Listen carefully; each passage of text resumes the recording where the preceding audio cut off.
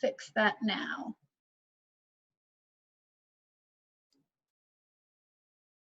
Okay, so we are now recording.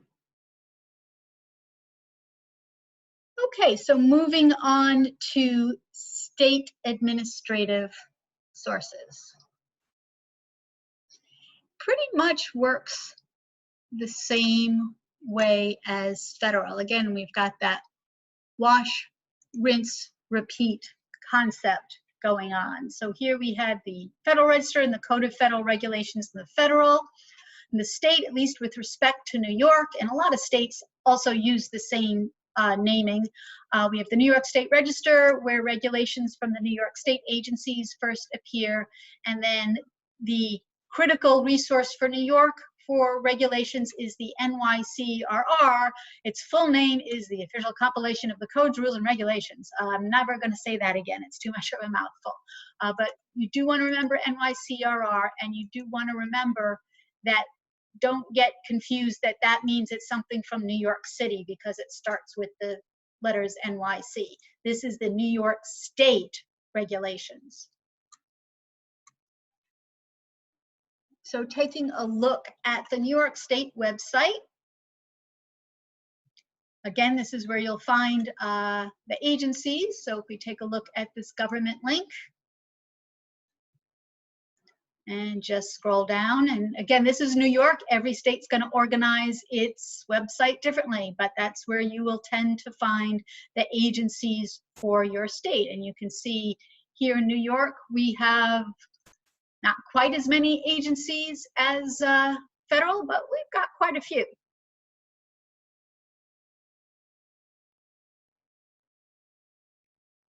Okay, and similarly, as I mentioned, back here on the sources, the main source for regulations is the NYCRR. That's the code. That's where it's subject arranged and where you'll find the current regulations in force.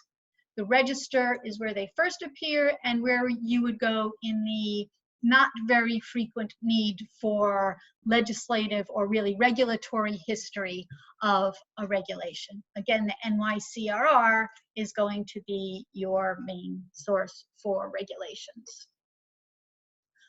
Any questions? So let's take a look at a New York regulation. It's going to look like a regulation. I've chosen a totally random one for us to look at here, having to do with horses and drugs and racing. And the reason I chose this particular regulation is that it was the answer to a question from an attorney that I had. So this was a real attorney representing a real client who owned a horse that was involved in racing, and this attorney needed to find out particular drug thresholds, and this turned out to be the answer. And just as we saw in the federal, in the CFR, we have a particular section, 443.3 is in part 4043. So just as we said with the CFR, you want to check the table of contents always. You may not always find sections that are totally relevant to you in the table of contents, but you need to double check. So when the attorney went here, I made sure he went up and checked the part having to do with drugs to make sure that there wasn't anything else of interest. And again, working your way up. Okay. And similarly, if there were decisions interpreting this, you would find that in the notes of decisions. There are no case decisions interpreting it. You might find some administrative decisions relating to this. There aren't any for this particular section.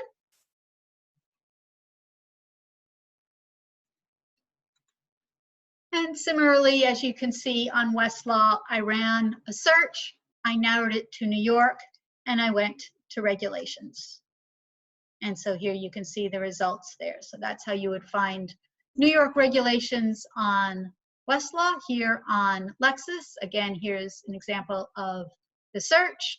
And once again, Lexis, I think, makes it a little more difficult. So even narrowed to New York, again, we want to go to administrative codes under the category. Again, this is just reviewing, again, how to navigate.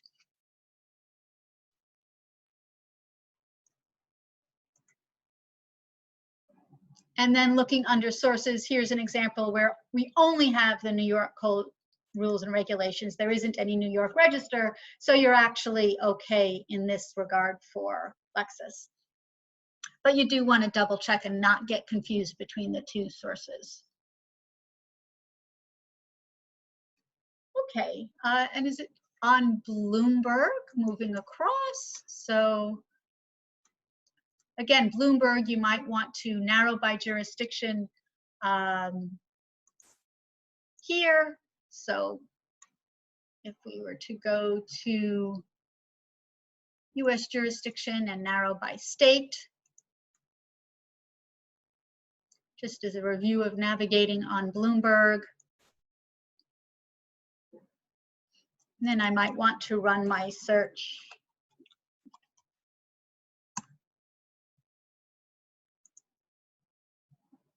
Or again, I could run my search first and then narrow. And then again, here on the left, we would have regulatory and administrative rules for the rules, and we would have guidance and interpretation. And since we already narrowed to New York, all of this should be New York materials, which it is. Now, just as I mentioned that the CFR is available for free on GovInfo, the NYCRR is available for free as well. You can Google it, NYCRR, and you actually see a couple of different entries. This one, notice, is dos.ny.gov. That's an official site. And interestingly, notice this one, government.westlaw.com, NYCRR. Essentially, what Westlaw has done for the state of New York.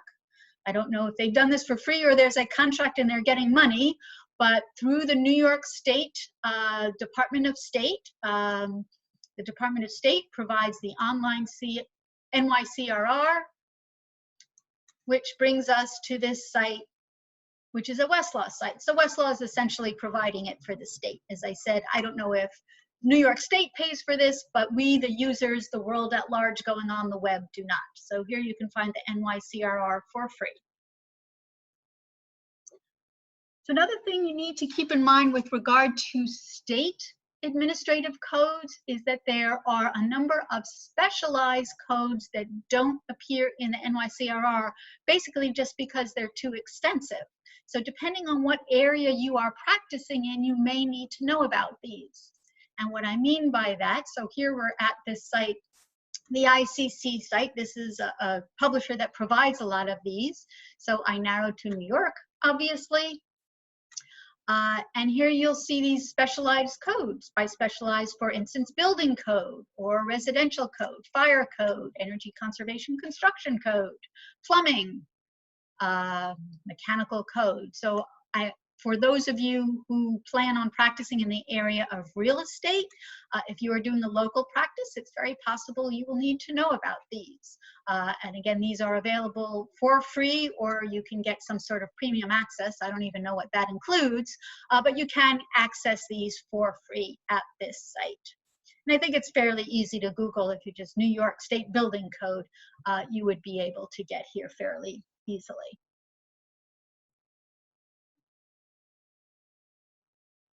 Okay, so now we're going to investigate some other state, administrative materials. So I'm a little ahead of ourselves here, bear with me. So if we're back here on the New York State page and we were to go to government, and I'm going to have it show me all the agencies.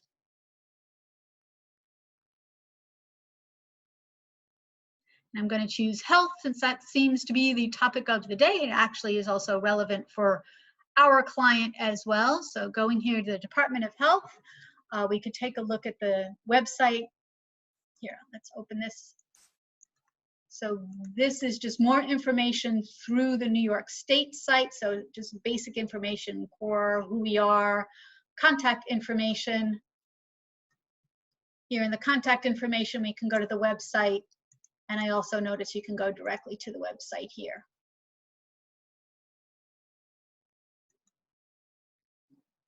And here's the Department of Health website. So one thing I wanted to point out that also is available for federal agencies is something called the regulatory agenda. So here in the Department of Health, if I go to their law, most of this, by the way, is designed for the general public, but if we hone in as lawyers to the law and regulations and rules, regulations, and laws link, we would scroll down and notice the regulatory agenda. And what that is what it sounds like, I hope. It's basically that agency's agenda for what they plan to do, proposed rulemaking from January through December of this year. Why do you care? Again, if you are representing a client that has an issue with this agency, if you're working for the agency, there are a lot of different reasons why you might want to know what that agency is thinking about. If you practice in this area in the state of New York, it might be worth checking now and again. So that's the regulatory agenda. Obviously, we're at the laws and regulations link here, which I hope it goes back too soon. Yeah, that's not giving it to me. There we go. Again, this is another way to access the rules and regulations. We looked at the regulatory agenda already. You may also be interested in administrative decisions for state agencies, just as we were for federal agencies. The web, by far, I think, is the best place to find it. We took a quick look at Lexis and Westlaw using the citing references link, but that's very hit or miss. You could also just do searches on Lexis and Westlaw, and again, that's very hit or miss. I think this is the best way. It's also not particularly straightforward, unfortunately, because you have to do a bunch of different searches depending on how the agencies are structured. So here you can see I did a search New York State administrative decisions, not even specific to an agency, not even specific to an issue like HMO liability. We actually come up with a research guide. I know that because I see this LibGuides link, but here we see administrative hearings and decisions, New York State Department. So the New York State, here in New York, the New York State Department does hear administrative, or does issue administrative rulings, basically for the, as they say, for professions and occupations regulated by the Department of State. So this is essentially the Department of State Administrative Decisions Guide, and here you see a search here.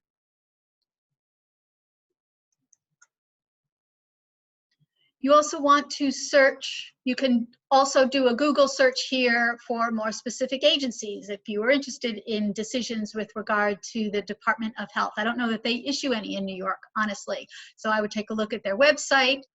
What I might also do is a Google search for the Department of Health. Let's actually do that real quick. So here's what I might try. And we've done this before. Come on, mouse. There we go. So remember our site search. That's our super duper advanced Google search site. I'm going to back off of regulations because I want to search the entire site. And then I'm going to search for, let's just search for health maintenance. As you can see, I haven't planned this one in advance, so I don't know what we're going to get. So here are our results for what the Department of Health has to say on health maintenance organizations. Maybe I want to search and just see if they do issue decisions. And it looks like there's Medicaid decisions. So again, you can see a sense of how you would go about just figuring out whether you even need to look for any decisions. Another thing you definitely want to look for, just as we did with federal agencies, is you want to look for guidance or guidelines. Notice here this search I did was for guidelines, because as I was poking around the web, I learned from my search, and I learned, oh, guidelines is a word they use too. So I tried both, and this is one that actually gave me some results. So here I see the actual regulations, and here I see guidance documents, which we see here. So I could scroll down here and see if there's anything of interest. And again, I could do let's go back to the,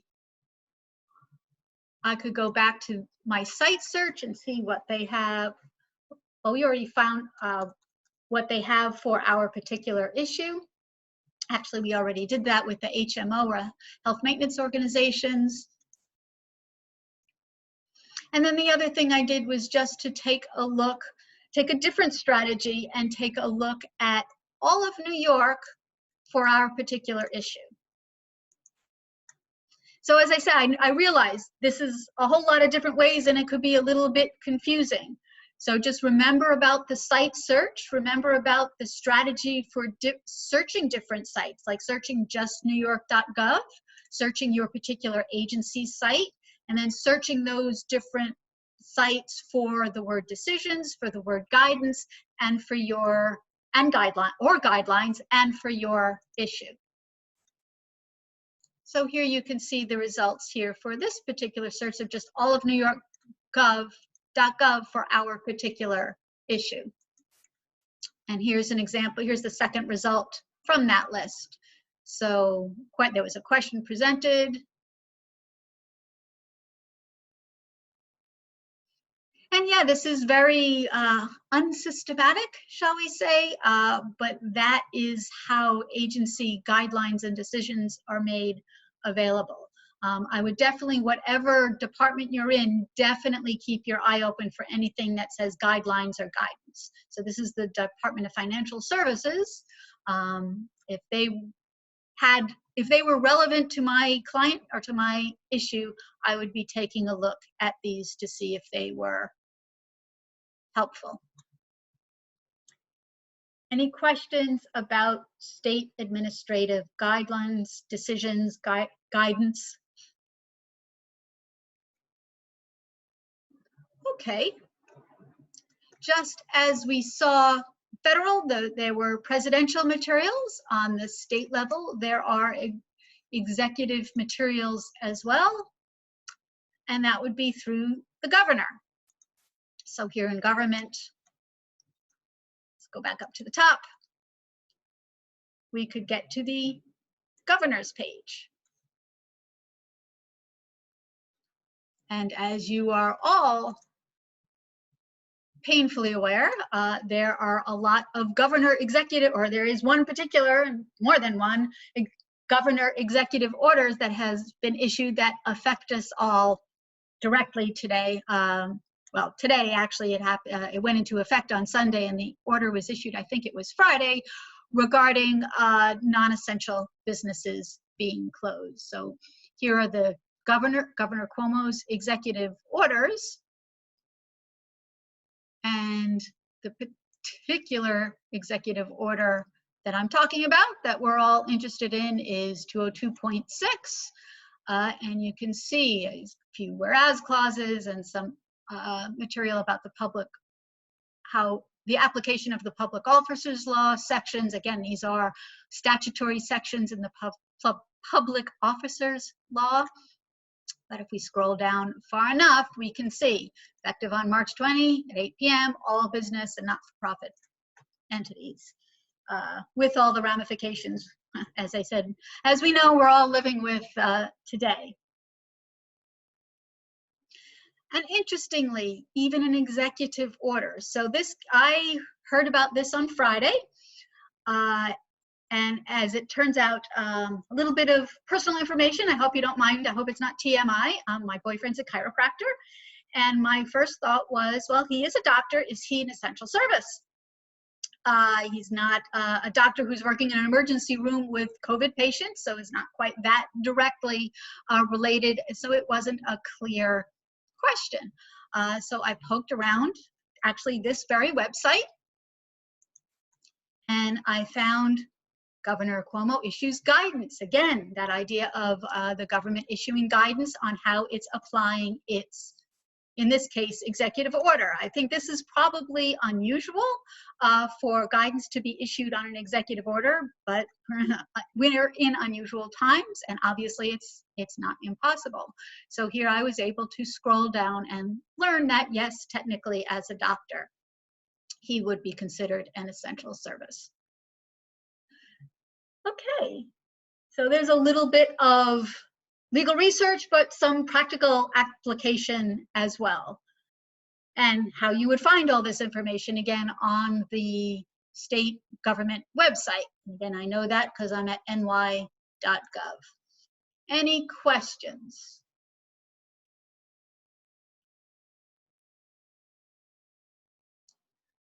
So again, I've thrown a lot of different types of materials at you: guidance, decisions, governors, executive orders, and guidances. Don't worry so much about where to find it. The wonderful thing about Google is it's usually pretty good, not always, and I've given you an advanced Google search, that site search, to help you as well. The key is to remember and understand the different types of sources. So we've got the regulations, those, the delegation of authority by the legislature, so by Congress on the federal end, by the state legislature on the state end. Those are the regulations. We find the regulations, federal CFR, state, depending on your state, but here in New York, NYCRR. And then to help interpret those regulations and apply them, we have the decisions and we have guidance to help, what it sounds like, guide us on how they affect people generally. Any questions?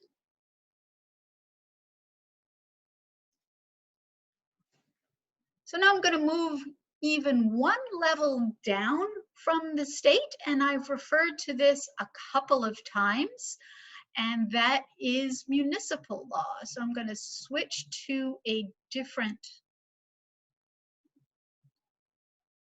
browser here. Well, it's not browser, a different window here. And I'm going to talk a little bit about municipal law. So I am sitting in Long Beach, in the city of Long Beach.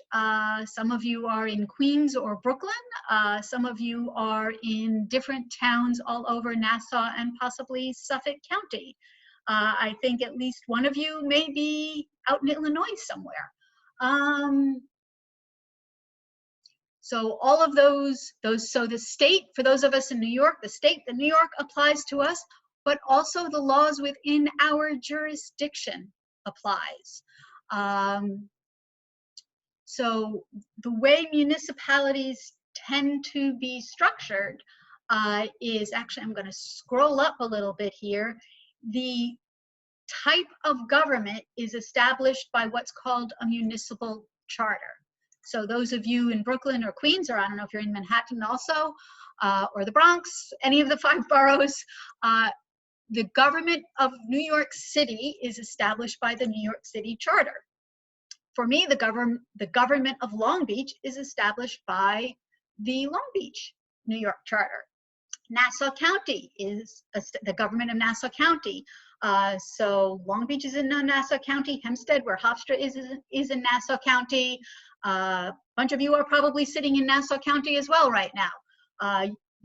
The government of Nassau County is established by the Nassau County Charter. So it's kind of like the Constitution. It is kind of the Constitution for your municipality. Then moving to the legislative aspect of a municipality, municipalities pass local laws.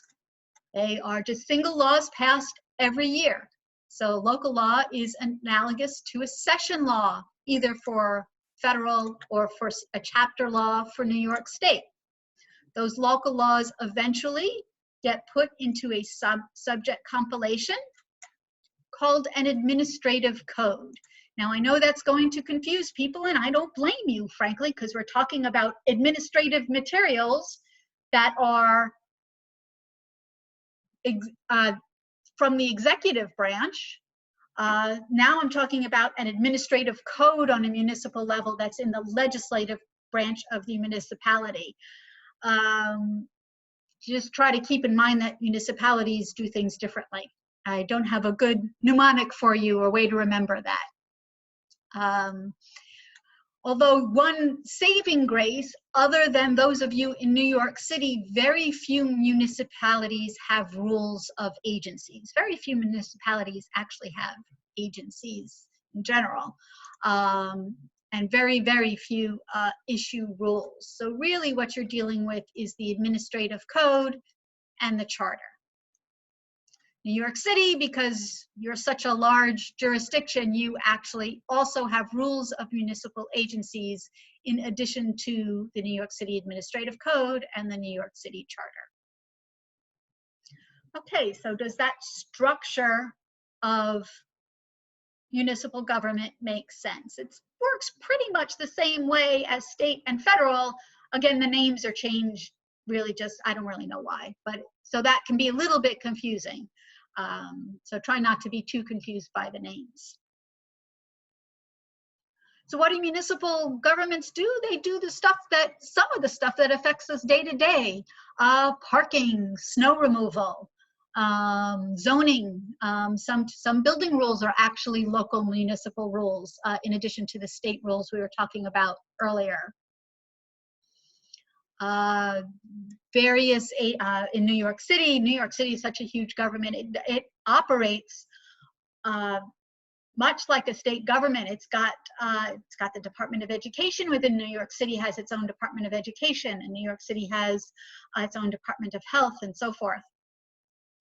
So the municipal rules can really have very direct effect on our everyday lives. So let's take a look at how we would find these municipal codes. Again, from the legislative branch of the municipality and the municipal charter. I'm going to first look at the town of Hempstead. As I mentioned, the town of Hempstead. So Hofstra is in the town of Hempstead. Other municipalities like Rockville Center, Wantagh, Seaford, Lido Beach, they're all in the town of Hempstead. I'm sitting here right next to Lido Beach in Long Beach. I am not in the town of Hempstead. New York is ridiculously complex in how it organizes its municipalities. Professor Lane teaches an entire course on it and has written tons about it. So if you find yourself working for a municipality or working in municipal law, you will need to learn some of that complexity. So here in the town of Hempstead, this is just their website. Actually, they changed this website recently. I think it used to be a whole lot easier to navigate. So just as an FYI for general navigation of websites, if you're having a hard time, check the site map. I was looking for something very special in the town of Hempstead website, and that's the only way I was able to find it, other than Googling, which, yes, that is a perfectly fine way to do it. And that is actually how I did find the town of Hempstead municipal code. I actually just Googled town of Hempstead, New York code. And here I found it. So for example, if we take a look, and so this is what the legislature of the town of Hempstead,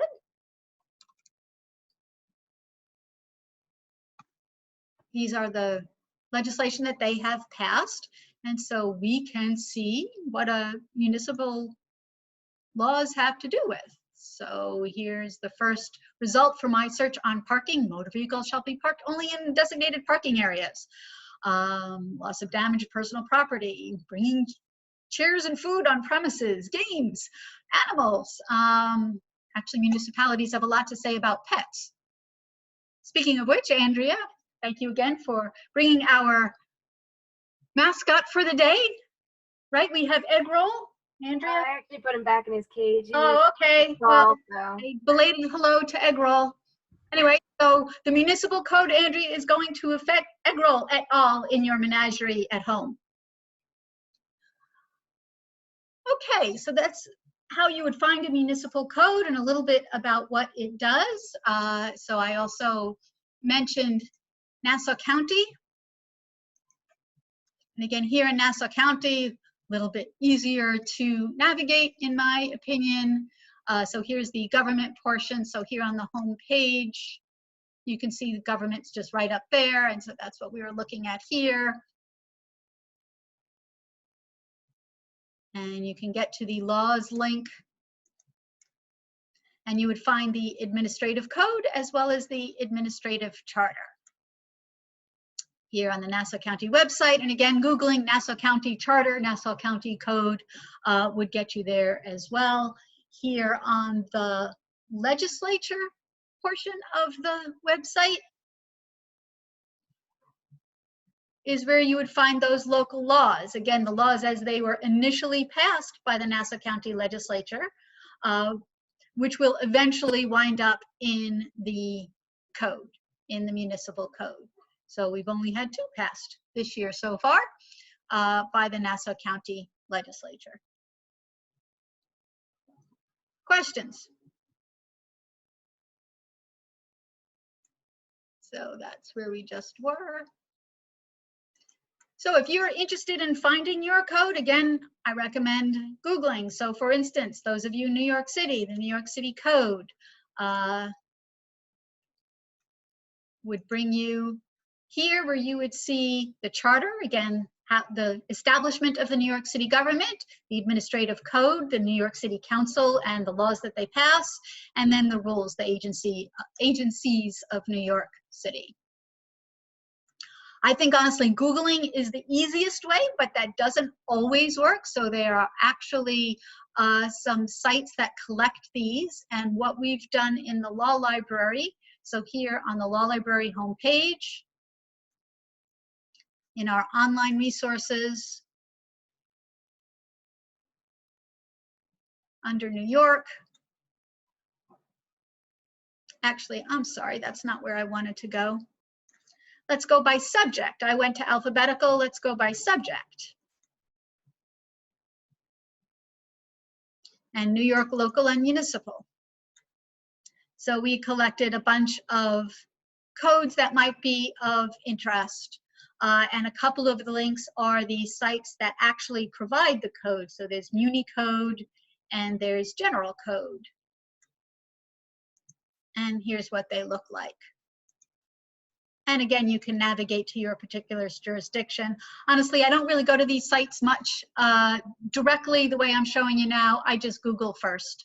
So if I'm interested in Rockville Center Village Code, or I'm interested in Chicago's code, I'll just Google it.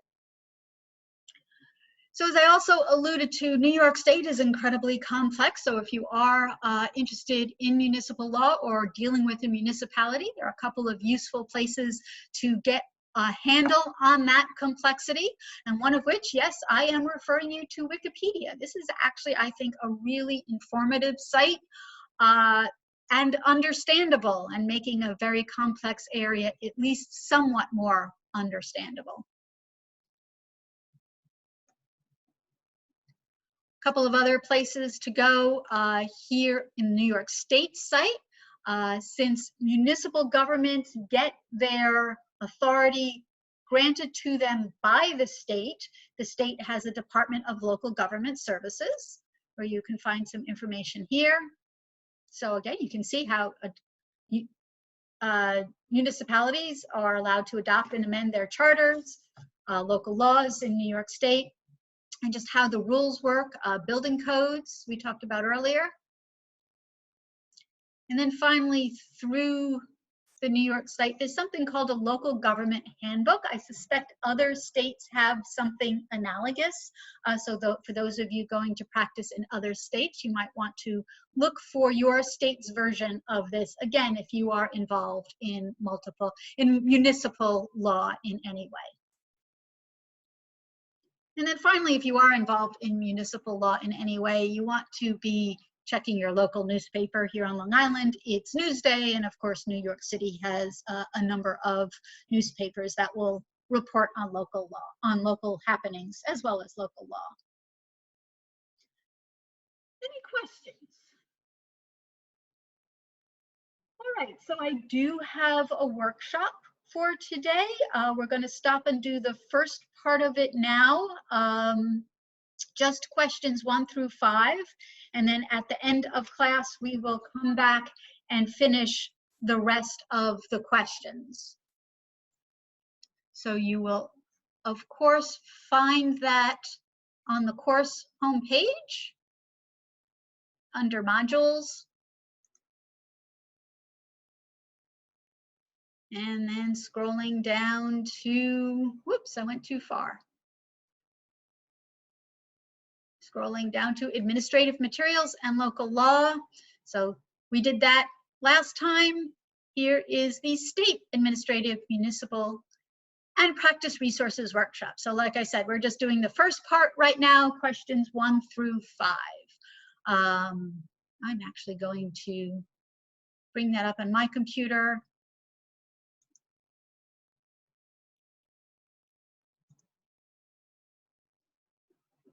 So a number of you indicated that the breakout rooms worked pretty well for you. So let's give that a try again. So there are 17 of you. So I will divide you into groups of 3, except one group will only be 2, just how the math works. And it's going to be random. So Zoom's going to figure that out. And then I'll do the same is I'll wander around and see how you're all doing in your groups. So are you all ready? Just nod your hand, yes or no. Speak up if you're really not ready for this. Okay, so I'm going to divide up now. So it means you'll be out of the main Zoom session in your breakout room. And like I said, I'll just circle around to see how everybody's doing. This shouldn't take too long. It's 5:15 now. So I'll see how everyone's doing. And then as I wander around, I'll let you know when we're going to finish up. Okay, so I want to go.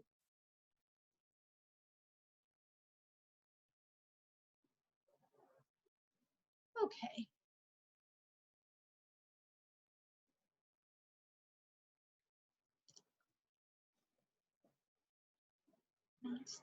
Okay, here we go. Oh,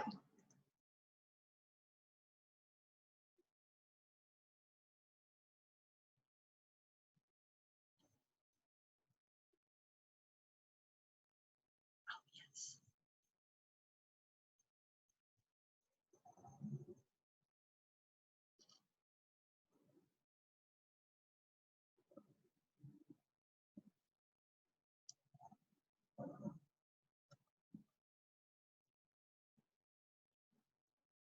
So Marlon, are you having a hard time? You need to click on accept or join.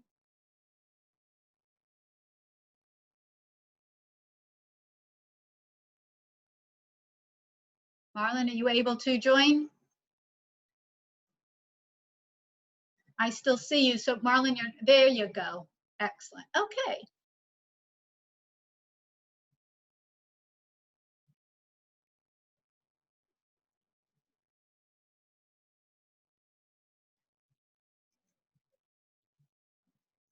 I know. Hey, Eladia.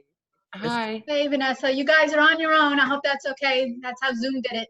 That's fine. I'm having some trouble finding the where is it exactly on the? It's in the modules and the administrative materials. Can you see my screen now or no? Yeah, I can see you. Oh, cool. Okay, so let me then go back. So modules, administrative. So here on the course homepage, modules, scroll down to administrative. And as always, I go too far. So administrative materials, and you will see state administrative municipal. Do you see that? Yep, I see it. Yeah, yay. Okay, good so far? Good so far. Okay, I will be back. Thank you.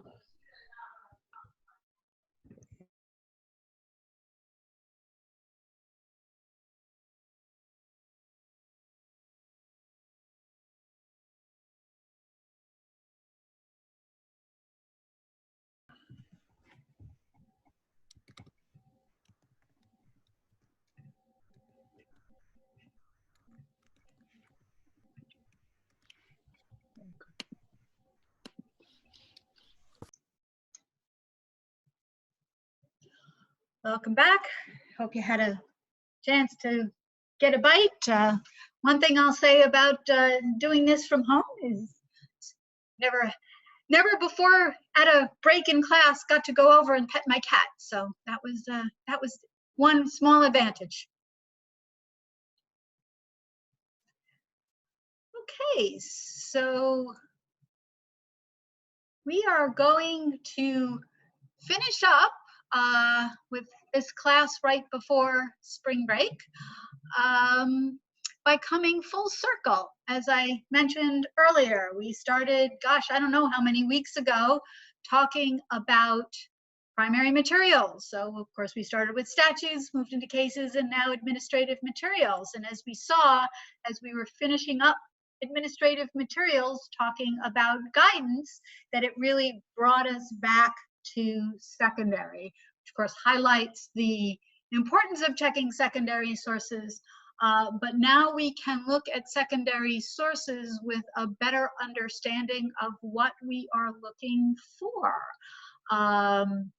And as we have gone through now all of the important material types, we can focus on practice materials. So those materials geared toward practitioners that brings everything together in one spot, as well as giving us some practice pointers. So we're going to start with talking about that actually in a secondary source that we have already, not only already seen, but already talked about. And actually, the source I'm getting to with our standard liability HMO search, moving again into secondary sources now.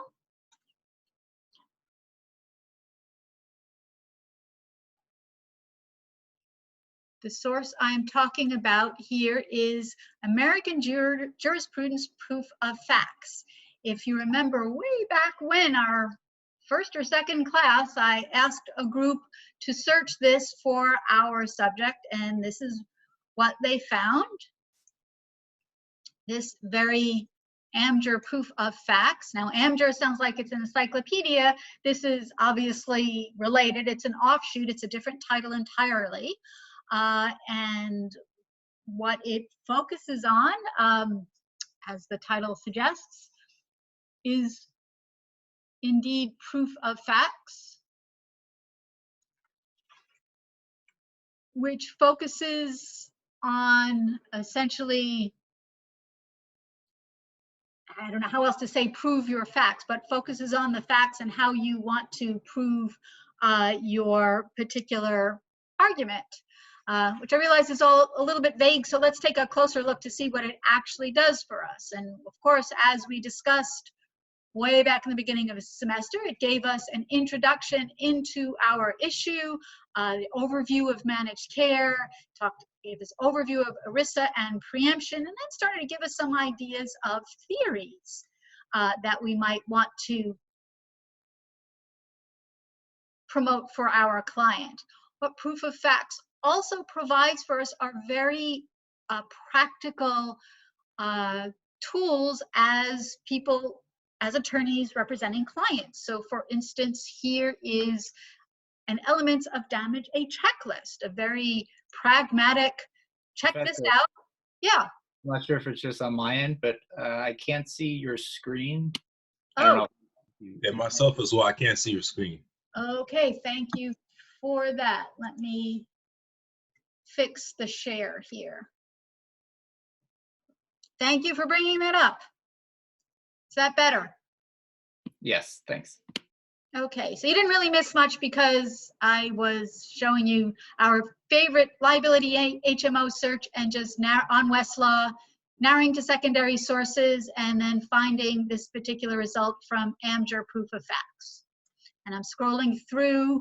I'll go back up so you can see our table of contents and talking about, these are the sections I was just talking about. And here is that section on elements of damages checklist. And then you could see it's just different bullet points or check boxes of what you might want to think about as you're thinking about damages. And another checklist for elements of proof. How would you prove all of this? HMO hired inadequately trained professional staff. Is that something you want to investigate?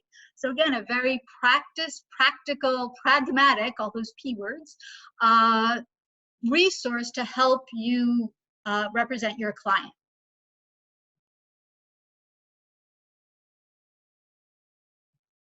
Okay, so in addition to this checklist, I'm going to go back up to the top now and into the table of contents. We also see testimony. So you can actually get ideas, testimony and ideas for interrogatories when you're in the discovery stage. So you can actually see a template for an interrogatory if that's something that you will need to do in the course of representing your client. So more, here's testimony of plaintiffs, so ideas for questions and how you would want to plan for that testimony to move ahead.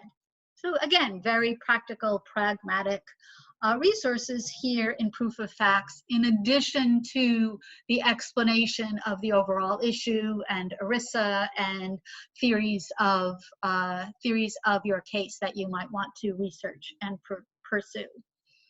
So Proof of Facts, I found, is attorneys who discover it really love it. I've had students come back to me and say, oh, it was so helpful to find it because I'm working now for such and such client, and Proof of Facts was like a gold mine. Won't always happen that way, of course, but great resource to know about. You see it on Westlaw. It is only on Westlaw.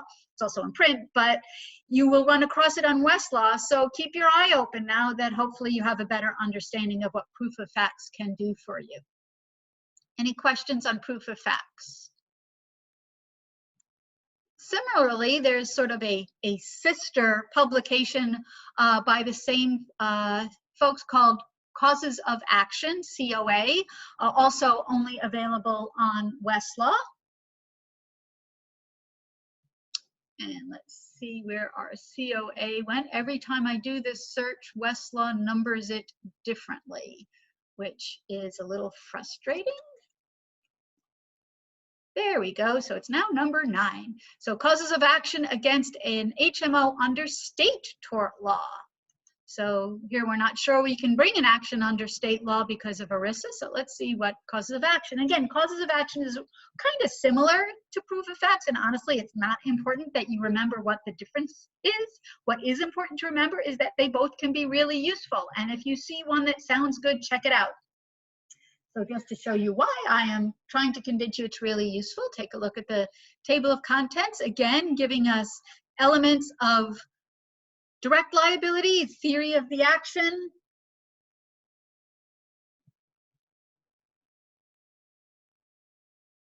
So causes of action will focus more on what actions to bring than Proof of Facts, if that helps you understand it a little better.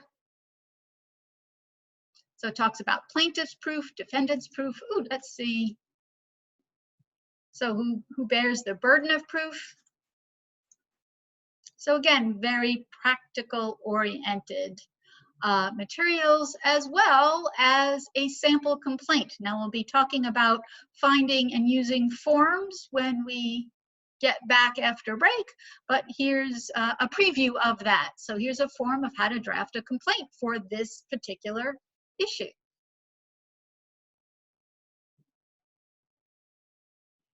So these are really POF and COA are kind of hybrids. They're crosses between ALR, which is a little more expansive, and practice guides and form books. So it's bringing everything together. It's giving you explanation, it's giving you citations to primary sources, and it's giving you practitioner, practical, pragmatic oriented resources as well. Any questions? Okay, another type of resource that brings everything together. So the secondary explanation, the primary sources, and possibly some pragmatic resources as well, are subject-specific practice materials. Some of you, I don't know if any of you have ever heard the term used, loose leafs. That's what they were back in the old days in print. We still have them in the library, but a lot of them are online now, either Lexis Westlaw or in a specialized databases. So let's take a look at a few of those. So let's go back here to our Westlaw search. And so here are our results. And I'm going to limit our results. I could have done this earlier too. Did I do that already? No. So let's limit our results just because it makes it a little easier to find. And that's true for finding proof of facts and causes of action as well. If you limit to texts and treatises, it will help surface those materials. Not necessarily on top, as we can see, but we see proof of facts surfaced. There's our causes of action surfaced, and it is also surfacing litigated tort cases, which we also have already looked at. But let's now look at it again with a more educated eye.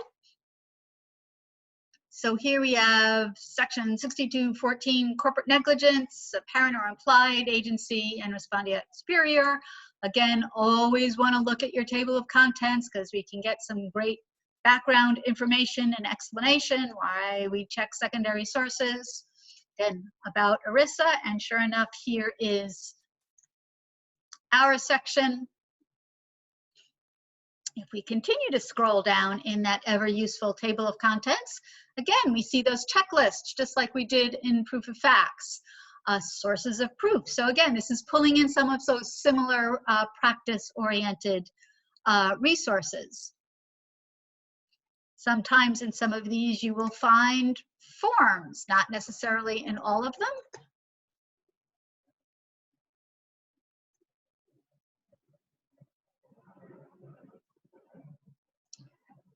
So, but here actually, I thought there were forms in this one. Illustrative forms, a complaint in denial of care cases. Whoa, I mean, that's right on point, right? So this is something you would want to look for, again, that ever useful table of contents, but also have a understanding, hey, how this can help me. Any questions? Okay, so I'm now going to move over to a different part of Westlaw. We've been looking at Westlaw Edge. That's the main part of Westlaw. When people refer to Westlaw, that's really what they're referring to. A few years ago, it used to be called Westlaw Next. Don't worry about that.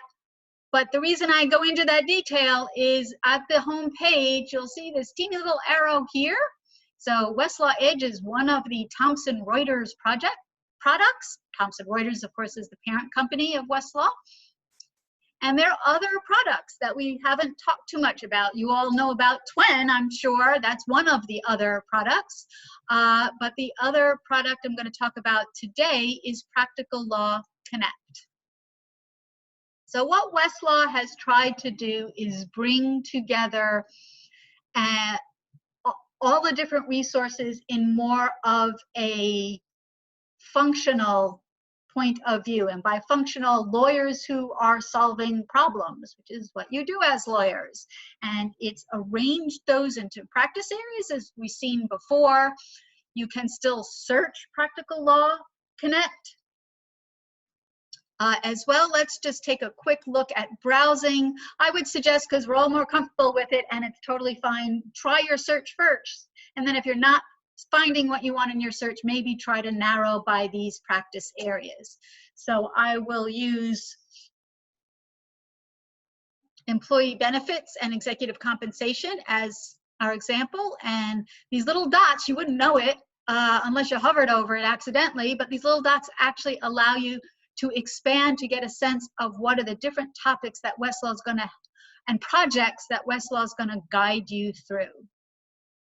So you can scroll down and see if any of these were helpful, and then you could dive right into any of those.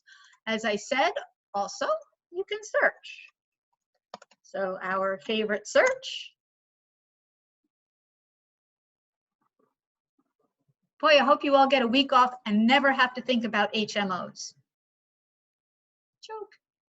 Anyway, so our search brought up something that sounds pretty useful. So I will show you what this Practical Law Connect may or may not do for you.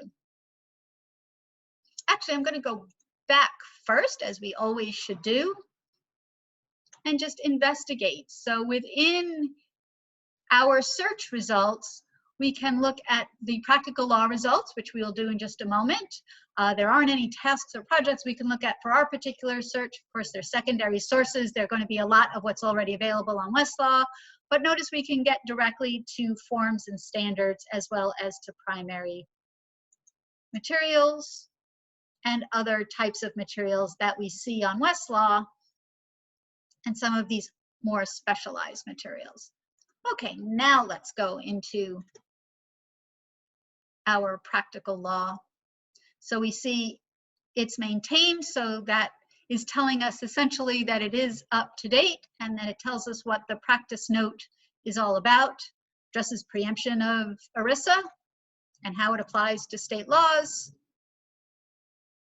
And so basically it just gives us, again, secondary type explanation with references to those ever important primary sources, but a little more practice oriented in terms of solving a problem with regard to different types of, so ERISA can preempt state laws in 2 ways. So again, very pragmatic. I don't recall running across something that clearly stated and clear cut. Also talking about complete preemption, and it refers us to, whoops, another note, causes of action and remedies under ERISA section 502, which reminds us here is 1132. That's the other section we might need to bring our action under if we are preempted under state law. So again, this would be worth checking out as well. And it's mostly like a secondary source, but it does give references, and again, has that more pragmatic approach. So we see a roadmap to conflict preemption. So what we would do in the case of the first type of preemption and what we might need to do under the second type. Talks about a 2-part test under Davila. Remember the Davila case. So again, just gives us a nice in-depth summary of how we would analyze this particular problem. And you can see here the table of contents for this note on the left telling us what it contains. So that's practical law. Again, a more practice-oriented, pragmatic approach to particular research issues. Any questions? Let's move over then to Lexis Advance. And here again, I've run our favorite search, liability HMO. I've narrowed to secondary sources.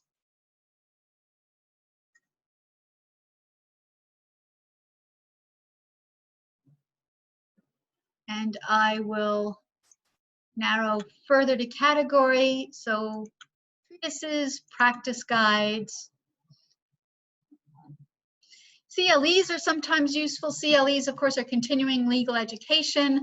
The companies that provide these, you all are required to do that across your careers, and the companies that provide these also provide written materials, which can sometimes be very informative in particular areas of law.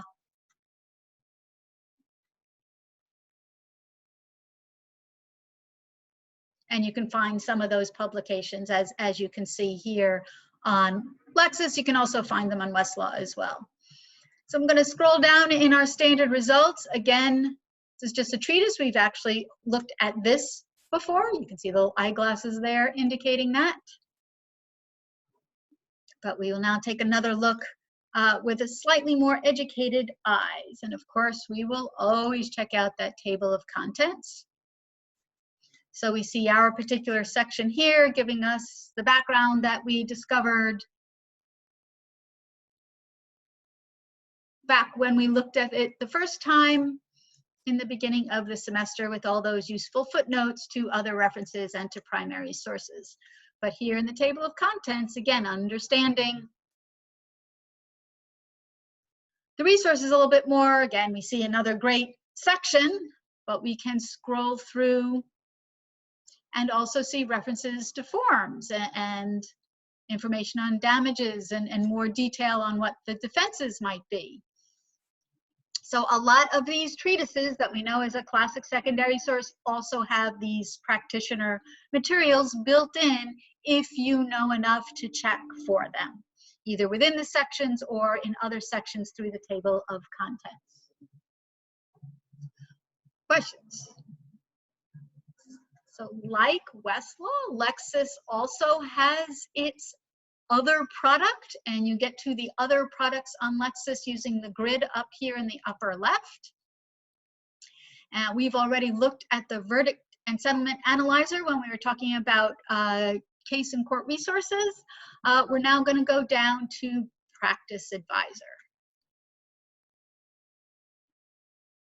And it kind of looks like practical law, right?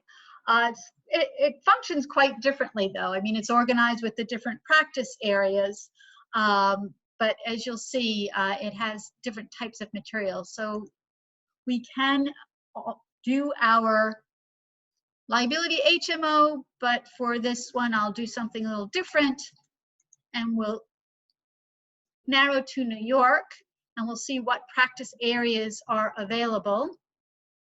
And this time I'm going to choose real estate, just for something different. So here are the practice notes available to us specifically for New York with regard to real estate.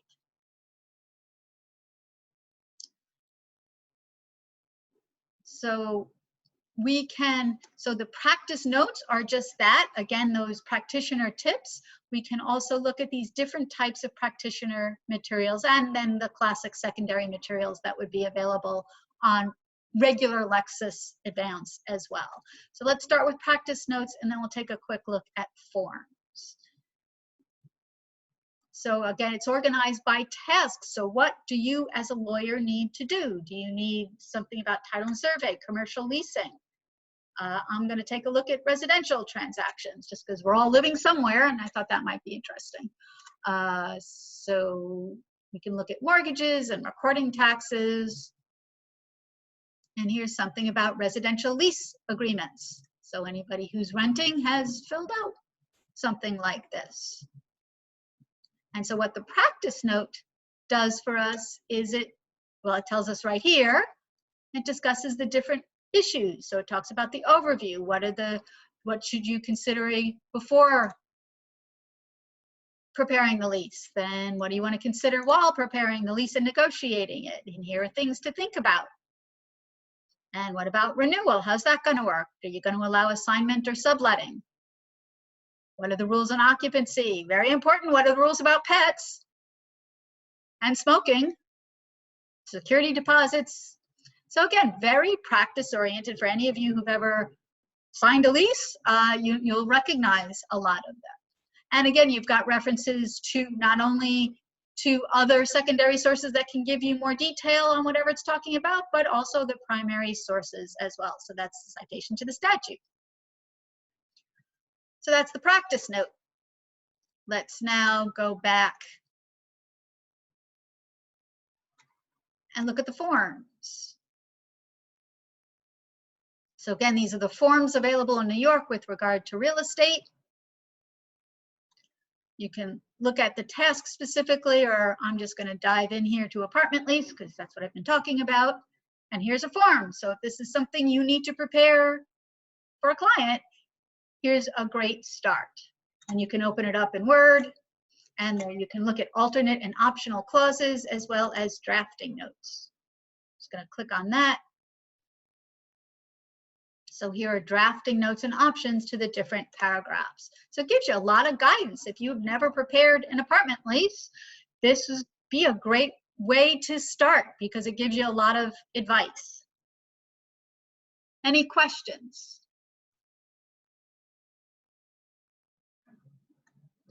Okay, and I'll also point out from a practitioner standpoint, now we're moving more towards specialized materials, but some of that specialized material actually here on Lexis, if any of you are planning on going into tax, or if you just have a tax question, you don't know much about tax. There's an entire area of Lexis just dedicated to that. and dedicated, not surprisingly, to the many tax aspects of what will be going on with the COVID virus. Okay, so the next place I'm going to go is back to the library homepage. I'm going to take a look at our online resources.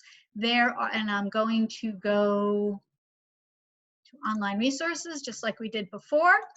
And this time I am going to remember to go to subject.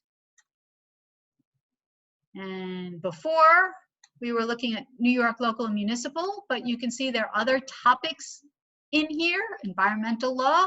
I'm going to go to tax. There are a lot of databases on tax because tax is such a specialized area. But there are specialized databases that are not Lexis and Westlaw in other areas of the law as well. So let's take a look at the tax one, checkpoint. And we've looked at this before, and I just need to authenticate.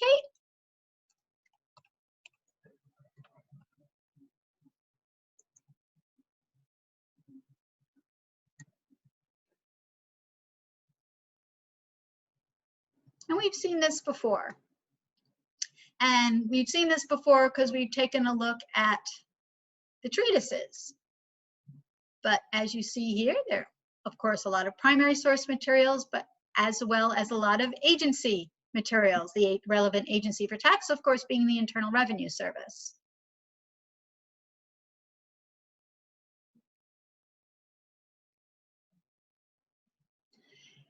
The advantage of knowing about these specialized databases, oh, I have to check. I always forget that. Is that a lot of them are flat fee. So if you are practicing in the tax area and your organization has a subscription to Checkpoint, this is probably a better place to go because you just don't have to worry about it. I know I showed you the Lexis Tax Advisor, but if you do have a specialized database like this available, this would be a better choice probably.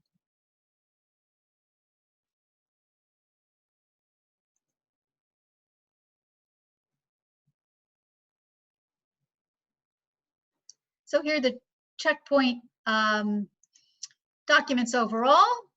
Here are the documents we found. So there's a lot of explanation, and Checkpoint will also have analysis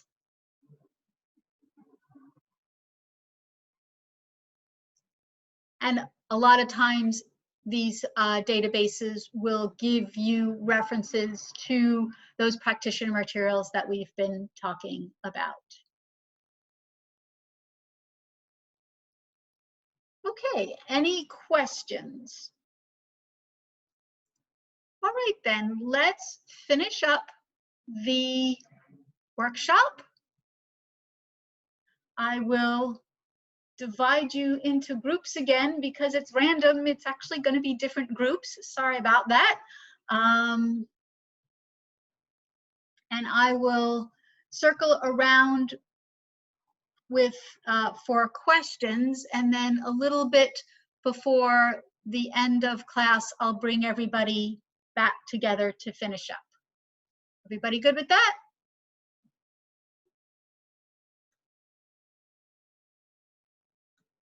Okay. Breakout rooms.